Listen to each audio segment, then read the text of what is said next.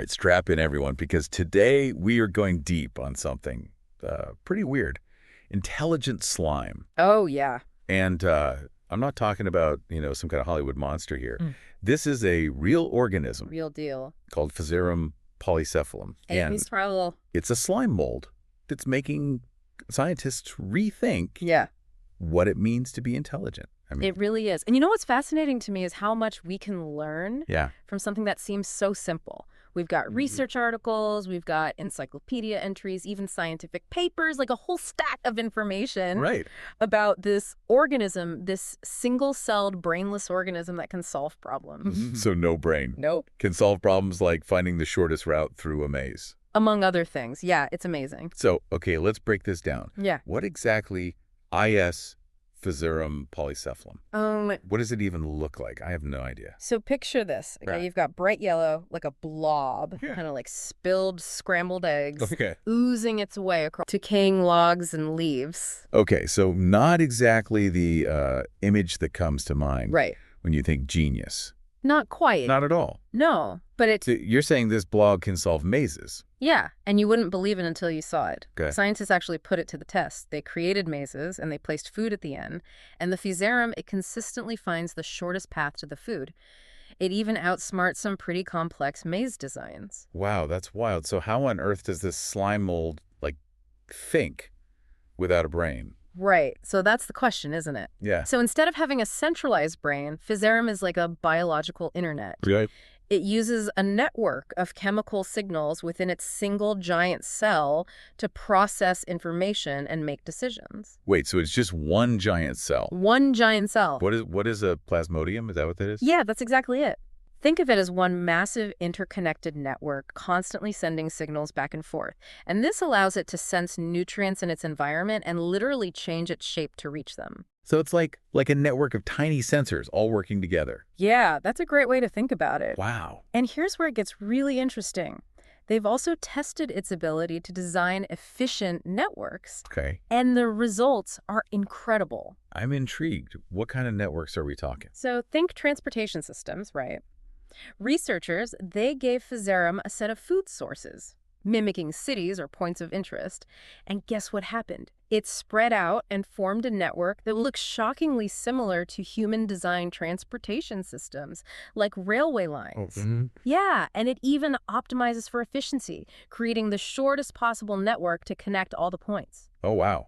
So we could actually learn from this slime mold how to build better, more efficient transportation networks. That's the idea. Wow. So researchers are studying its patterns to develop something called bio-inspired algorithms, which are essentially computer programs that mimic the slime mold's problem-solving strategies. So it's not just like a scientific curiosity. It actually has real-world applications. Absolutely, yeah. So imagine using those bio-inspired algorithms to design smarter transportation routes, improve logistics, even optimize communication networks. I mean, the possibilities are pretty mind-blowing. Yeah, I'm starting to see why you called it intelligent slime. This is way more complex than I ever imagined. But there's a twist, right? You mentioned a twist to the story, something about its classification. Yeah, so it turns out that Physarum's family tree is... well, it's a bit of a mess. Okay. Scientists are using molecular studies to understand its evolutionary history, and it's turning out to be way more complicated than they initially thought. What do you mean? Well, it seems that different species of Physarum might be more closely related to other slime molds than to each other. So the way we've been classifying them might need a serious overhaul. So we're still figuring out where this amazing organism fits into the tree of life. Exactly. But you know what's really cool? You can actually cultivate Physarum in a lab, and it's surprisingly easy to do. Really? Yeah. How do you do that? They're not picky eaters. You can even grow them on oat flakes. Imagine that, feeding intelligence with breakfast cereal. That's amazing. Really highlights just how much we still don't know about these organisms and how even something as simple as slime mold can challenge our understanding of the natural world. You know, I have to admit, I never thought I'd be so fascinated by slime mold. Right. But the potential applications you mentioned, like those bio-inspired algorithms, using it to design better cities. Yeah. That's really intriguing. Can you tell me more about that? Absolutely. So let's start with urban planning. Think about how cities grow, often in a somewhat chaotic and unplanned way. Sure. And now imagine if we could take inspiration from Physarum, which is a master of efficiency and optimization. Right. You know? So you're saying we could use its principles to create cities that are more efficient Yeah. and sustainable. Exactly. Researchers are exploring how to use Physarum-inspired models to plan things like transportation networks, green spaces, even the placement of buildings. Mm. And the goal is to create a more interconnected and resilient urban environment, one that works more in harmony with nature. That's fascinating. It's like having a tiny, intelligent city planner on hand. Right. What about the biosensors you mentioned? How could Physarum be used for environmental monitoring? Well, remember how we talked about Physarum being incredibly sensitive to its surroundings? Yeah. It can sense nutrients, changes in light, even the presence of pollutants. Wow. And scientists are looking at ways to harness that sensitivity to Mhm. create biosensors. So we could essentially use Physarum to detect things like air or water pollution. Precisely. Imagine having a network of these biosensors powered by Physarum, constantly monitoring the environment and providing real-time data on pollution levels. Mm. This could help us identify and address environmental problems much faster Right. and more effectively. It's amazing to think that something so simple could have such a profound impact on the way we design and manage our cities and even protect our environment. I know, it's pretty amazing. But going back to those bio-inspired algorithms for a moment, what are some other examples of how those could be applied? Sure. So beyond urban planning, think about things like logistics and supply chain management. Okay. Physarum is all about finding the most efficient routes and connections. Yeah. That same principle could be applied to optimize delivery routes, minimize transportation costs, and make supply chains more resilient to disruptions. It's incredible to think that we can learn so much from an organism that doesn't even have a brain. It really challenges our assumptions about what intelligence is, doesn't it? It really does. We tend to think of intelligence as something that requires a complex brain, but Physarum demonstrates that there are other ways to process information and solve problems. If a single-celled organism can figure out how to create efficient networks and adapt to its surroundings, it makes you wonder what other forms of intelligence we might be overlooking in nature. Absolutely. And that's one of the most exciting aspects of this research. It's pushing us to broaden our understanding of intelligence and to recognize the incredible diversity of life on Earth. Who knows what other surprising discoveries await us? This whole deep dive has been a mind-bending journey. I know, it's amazing. I feel like I've learned so much about Physarum, but also about the power of observation and the importance of being open to new ideas. Yeah. It's a good reminder that nature is full of surprises. It really is. And what I find most inspiring about all of this is that it highlights the interconnectedness of different scientific disciplines. We've been talking about biology, computer science, urban planning, even environmental science. All of these fields are coming together to unlock the secrets of this amazing organism. It really shows how a discovery in one area can spark innovation Yeah. and lead to breakthroughs in others. Exactly, and that's why it's so important to support scientific research and to foster collaboration between different fields. Right. Who knows what other incredible discoveries await us, just waiting to be uncovered. Well said. Yeah.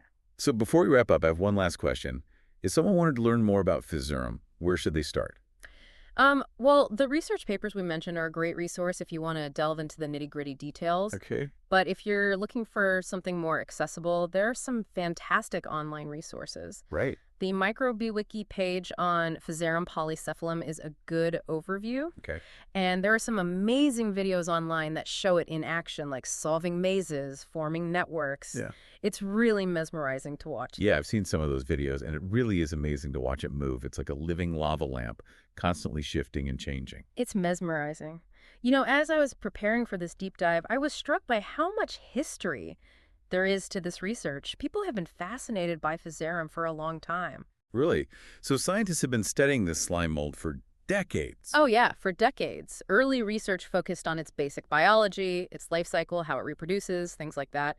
But even back then, scientists noticed its unusual behavior, how it seemed to so efficiently connect food sources. So the idea of Physarum as an intelligent organism, that's been around for a while. It's been a quiet whisper in the scientific community, yeah, for decades. But with the advances in molecular biology and our growing understanding of complex systems, we're finally starting to appreciate just how sophisticated this organism really is. It's like we're finally catching up to what Physarum has been doing all along. So what's next for Physarum research? What are some of the big questions that scientists are still trying to answer? Well, there are so many exciting avenues to explore. One of the big challenges is understanding exactly how it processes information and makes decisions without a centralized brain. What are the specific mechanisms behind its problem-solving abilities? It's like cracking a secret code, figuring out how this simple organism can do such complex things. Exactly. And once we understand those mechanisms, we can start to apply that knowledge to other fields, like developing even more sophisticated bio-inspired algorithms. That's incredible. It feels like we're just scratching the surface of what Physarum can teach us. And that's what makes this research so thrilling. It's constantly pushing the boundaries of our understanding and forcing us to rethink our assumptions about the natural world. Well, I have to say, this deep dive has been an eye-opening experience. I came in thinking we were just going to talk about some weird slime, but I've learned so much about intelligence, problem solving, and the interconnectedness of life on Earth. I'm glad to hear that. And if a single-celled organism can teach us so much about those things, just imagine what else we can learn from the vast and diverse web of life that surrounds us. That's a great point. So to our listener, keep exploring, stay curious, and never underestimate the power of even the smallest and seemingly simplest organisms. You never know what secrets they might hold. Well said. And who knows, maybe one day you'll be the one making groundbreaking discoveries about the hidden intelligence of the natural world.